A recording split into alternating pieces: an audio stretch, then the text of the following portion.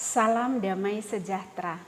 Saudara-saudari yang terkasih, kita berjumpa lagi dalam inspirasi sabda bagi keluarga. Hari ini, Kamis 28 Oktober 2021, Gereja merayakan pesta Santo Simon dan Yudas Rasul. Bacaan dan renungan kita dari Injil Lukas bab 6 ayat 12 sampai 19. Sekali peristiwa, Yesus mendaki sebuah bukit untuk berdoa. Semalam-malaman ia berdoa kepada Allah. Keesokan harinya, ketika hari siang, ia memanggil murid-muridnya, lalu memilih dari antara mereka 12 orang yang disebutnya rasul. Mereka itu ialah Simon yang juga diberinya nama Petrus, Andreas saudara Simon, Yohanes dan Yakobus, Filipus dan Bartolomeus, Matius dan Thomas, Yakobus anak Alfeus, dan Simon yang disebut orang Zelot, Yudas anak Yakobus, dan Yudas Iskariot yang kemudian menjadi pengkhianat. Lalu Yesus turun bersama mereka dan berhenti pada suatu tempat yang datar. Di situ berkumpul sejumlah besar dari murid-muridnya dan banyak orang lain yang datang dari seluruh Yudea dan dari Yerusalem, dari daerah pantai Tirus dan Sidon. Mereka datang untuk mendengarkan Dia dan untuk disembuhkan dari penyakit mereka. Juga mereka yang dirasuk oleh roh-roh jahat beroleh kesembuhan. Dan orang banyak itu berusaha menjamah Dia, karena daripadanya keluar suatu kuasa dan semua orang itu disembuhkannya. Demikianlah sabda Tuhan. Terpujilah Kristus. Saudara-saudari yang terkasih, masih ingatkah Anda dengan peribahasa di mana ada gula, di situ ada semut? Yang artinya, di mana ada kesenangan, disitulah banyak orang yang datang. Atau dengan kata lain boleh dikatakan bahwa di mana ada suatu tempat atau di mana ada seseorang yang bisa memberikan ketenangan, kebahagiaan, sukacita, jalan keluar atas masalah yang dihadapi oleh orang lain, maka di situ akan banyak orang berdatangan. Orang itu akan senantiasa dikerumuni oleh orang lain. Ibarat gula yang selalu dikerubungi oleh semut. Kemanapun Yesus pergi, ia selalu dikerumuni oleh orang banyak. Seperti yang ditunjukkan dalam Injil hari ini. Dikatakan bahwa orang banyak datang mengerumuni Dia, datang dari bermacam-macam latar belakang dan kepentingan yang bisa kita lihat di dalam ayat 17. Dan di dalam ayat 18 dikatakan, mereka datang untuk mendengarkan Dia dan untuk disembuhkan dari penyakit mereka. Juga mereka yang dirasuk oleh roh-roh jahat beroleh kesembuhan. Saudara-saudariku, bagi banyak orang, Yesus bukan hanya sekedar menjanjikan jalan keluar atas masalah-masalah yang mereka hadapi, tapi justru Yesus memberikan jalan keluar atau solusi langsung atas masalah-masalah mereka itu. Ia melakukan penyembuhan, ia melakukan mujizat-mujizat, dan semua itu ia lakukan secara gratis. Hal ini tentu saja sangat berbeda dengan begitu banyak para petinggi di negara ini yang kita kenal. Saat menjelang pemilihan misalnya, calon-calon petinggi itu selalu datang berkampanye kepada seluruh daerah, menawarkan janji-janji manis kepada warga. Tapi ketika mereka telah duduk, ketika mereka telah mendapatkan apa yang mereka harapkan, mereka lupa akan janji yang pernah mereka ucapkan. Dan bahkan sebaliknya, mereka menghisap darah rakyat melalui tindak kerakusan mereka atau korupsi. Yesus tidak pernah menjanjikan kepada orang banyak. Yesus tidak pernah mengumbar janji.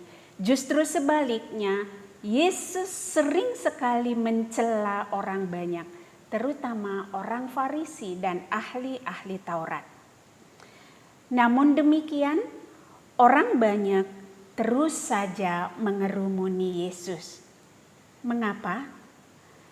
Karena keberadaan Yesus ibarat gula di tengah-tengah semut. Keberadaan Yesus mampu menjadi gula dalam tanda petik di tengah-tengah umat. Karena ia memiliki kedekatan, bahkan kesatuan yang utuh dengan si pencipta gula itu, yakni Allah sendiri. Itu bisa kita lihat dari kebiasaan Yesus yang selalu mengambil waktu untuk bisa sendirian dan berelasi secara intim dengan Allah melalui doa. Di ayat 12 tadi dikatakan bahwa Yesus mendaki sebuah bukit untuk berdoa. Semalam-malaman ia berdoa kepada Allah. Semalam-malaman artinya sepanjang malam itu ia berdoa, menyatukan seluruh hidupnya dengan Allah. Ia menggali kekuatan, hikmat, dan kebijaksanaan dari Sang Pemberi segalanya. Setelah itu, barulah ia melakukan tugas-tugas pelayanannya yang di dalam perikop ini dikatakan untuk memilih ke-12 rasul dari antara sekian banyak murid, sekian banyak orang yang selalu mengikuti Yesus. Yesus berdoa terlebih dahulu supaya ia sungguh-sungguh melakukan tindakan yang tepat, memilih orang yang tepat dari antara begitu banyak orang yang ada di sekitarnya. Yesus terlebih dahulu berdoa supaya dalam setiap pelayanannya orang-orang yang mengikuti dia sungguh merasakan kehadiran dan karya Allah di tengah-tengah mereka. Dalam bacaan ini tadi kita dengarkan bahwa mereka semua merasakan karya Allah melalui kesembuhan yang diberikan oleh Yesus, melalui pengajaran-pengajaran yang diberikan oleh Yesus. Bagaimana dengan kita? Bagaimana dengan keluarga kita? Apakah kita selalu mengawali aktivitas kita dengan doa? Apakah kita memiliki waktu yang khusus dan teratur untuk berdoa? Saudara-saudariku, banyak orang mengatakan, "Aku memang tidak punya waktu khusus untuk duduk diam dan berdoa. Tapi aku selalu melayani orang susah yang butuh pertolongan. Itulah doaku." Benarkah demikian? Saudaraku, melayani orang memang baik, bahkan harus dilakukan. Rasul Yakobus mengatakan, doa tanpa perbuatan pada hakikatnya adalah mati. Artinya, orang yang terus-menerus juga berdoa tapi tidak melakukan apa-apa sebagai bentuk pelayanan itu omong kosong. Sebaliknya juga orang yang mengaku terus melakukan pelayanan namun tidak pernah memelihara hidup doanya, itu juga pincang. Karena itu saudara-saudariku, seperti Yesus yang menjadi teladan kita dalam doa dan pelayanan, mari biasakanlah berdoa sebelum dan sesudah melakukan segala sesuatu. Jadikanlah doa sebagai sebuah kehausan dalam diri kita, bukan sebatas keharusan belaka. Jika hidup doa kita makin teratur, sadar atau tidak sadar, kita akan dibentuk menjadi pribadi yang baru, yang terlihat dari cara bicara, tindakan, pergaulan, dan cara pandang kita terhadap segala sesuatu yang ada di sekitar kita. Seperti Yesus yang selalu hadir menyembuhkan banyak orang, demikian juga hendaknya kehadiran kita di tengah-tengah sesama, di tengah-tengah keluarga khususnya, hendaknya membawa kesembuhan bagi orang-orang yang kita jumpai, baik kesembuhan fisik, terutama kesembuhan batin. Jadilah gula bagi kehidupan bagi banyak orang, sehingga banyak orang yang ada di sekitarmu yang datang kepadamu sungguh merasakan karya dan kasih Allah melalui dirimu.